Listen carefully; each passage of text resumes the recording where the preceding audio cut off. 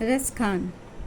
रसखान के जीवन के संबंध में सही सूचनाएं प्राप्त नहीं होती, परंतु इनके ग्रंथ प्रेम वाटिका 1610 में यह संकेत मिलता है कि ये दिल्ली के पठान राजवंश में उत्पन्न हुए थे और इनका रचना काल जहांगीर का राज्यकाल था।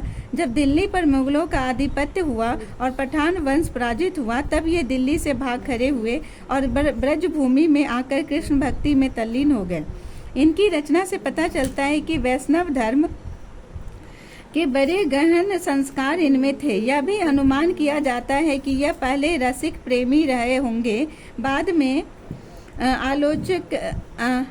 अलौकिक प्रेम की ओर आकृष्ट होकर भक्त हो गए।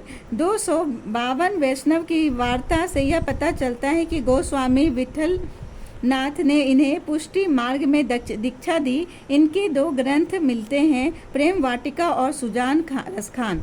प्रेम वाटिका में प्रेम निरूपण संबंधी रचनाएं हैं और सुजान रसखान में कृष्ण की भक्ति संबंधी रचनाएं। रसखान ने कृष्ण का लीलागान पदों में नहीं, सवैयों में किया है। रसखान सवैया छंद में सिद्ध थे।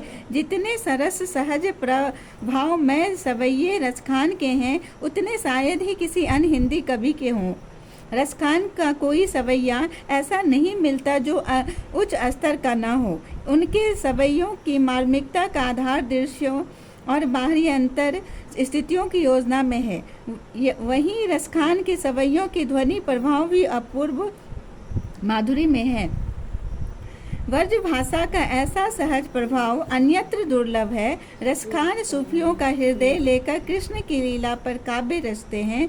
उनमें उल्लास, मादकता और उत्कटता तीनों संयोग है। इनकी रचनाओं से मुग्ध होकर भारतेंदु हरिश्चंद्र ने कहा था, इन मुसलमान हरिजन पे कोटिन हिंदू वारिये।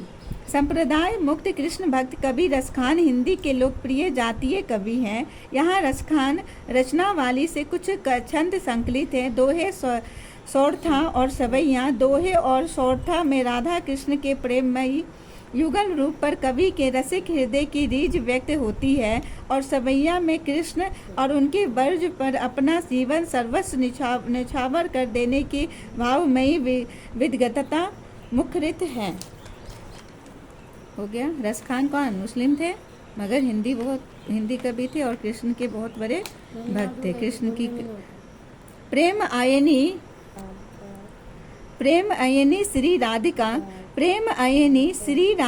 प्रेम वरन नंद प्रेम वाटिका के दो माली मालिन द्वंद।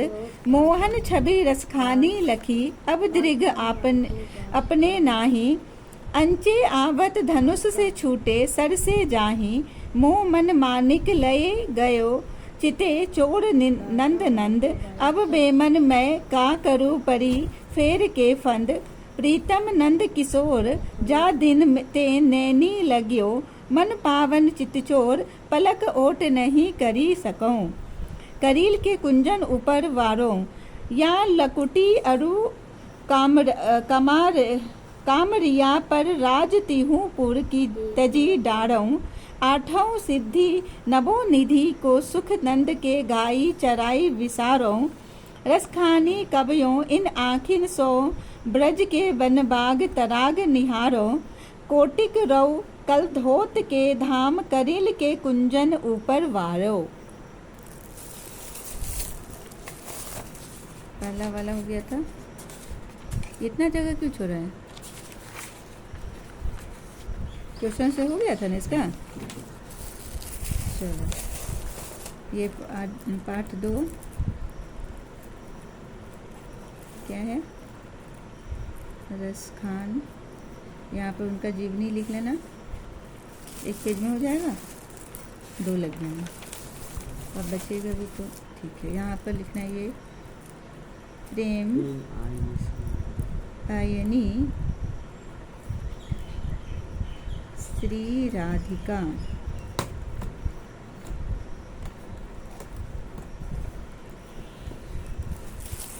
दो बार लिखना। करील के कुंजन ऊपर वारों।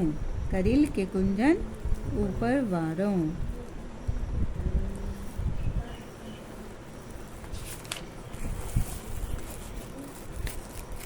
अब इसका शब्दार्थ, शब्द निधि करके इसमें दिया हुआ है। क्या दिया हुआ है तुम्हारा? शब्द निधि। चलो पहला क्या है बोलो। अयनी, यहाँ पर लिख के याद करना। बोलो अयनी गृह खजाना, वरण वर्ण रंग, दृग आँख, अचेय खींचे, सर वान, मानिक माणिक्य रत्न है, एक विशेष रत्न विशेष, चितेय देखकर, लकुटी छोटी लाठी, कामरिया कम्बल कमली, तिहुपुर तीनों लोक, विसारों विस्मृत कर दूं भुला दूं, तराग तालाब, कोटिक करोड़ों, कलधौत इंद्र, वारों निछावर कर दूं, कुंजन बगीचा, कुंज का बहुवचन है कुंजन। याद कर लेना।